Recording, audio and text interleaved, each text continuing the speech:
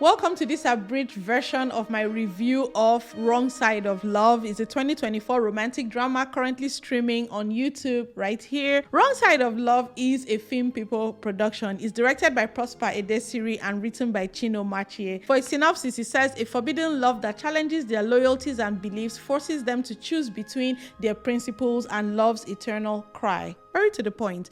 Now, this is a love story with political undertones and messaging around social and personal responsibility, tolerance, and redemption. What worked? Cast and performances. Adeka was great. He was appropriately fierce and subdued. He wore vulnerability well, and I really liked him in this role. Chisom Agoawuike, I struggled with her a bit, but in the end, she worked and I didn't mind her at all. The other actors acquitted themselves quite well. The directing was satisfactory. The cinematography was adequate as well. It didn't knock my socks off, but it was serviceable. It worked. It was good. Production design was good as well. This movie was low budget, but it did not look cheap. The look and feel fit the tone that the movie was going for. The sets and locations, shot on location in Abuja, by the way, it was all very well done and believable. I loved seeing this part of Abuja. It's not the part of Abuja that we typically see. It's usually the high rises and the pristine neighborhoods. The soundtrack was okay. The story, I thought that there was good establishment of the key characters and their backstories,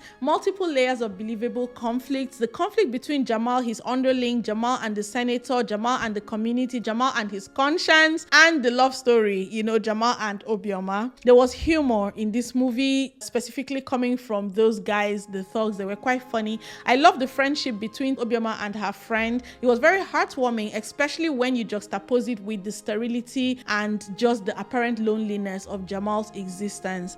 I thought this movie was plotted quite carefully. The two plots, the political story and the love story, managed to collide and dovetail so beautifully. I thought that, like the thug that was going to turn towards the end was set up right from the very beginning. I thought that was brilliant. The love story was also set up very beautifully and it was well told. So overall, this movie had a good plot and great narrative structure. I was not mad about the ending. It hurt, but I wasn't mad because I feel like that needed to happen.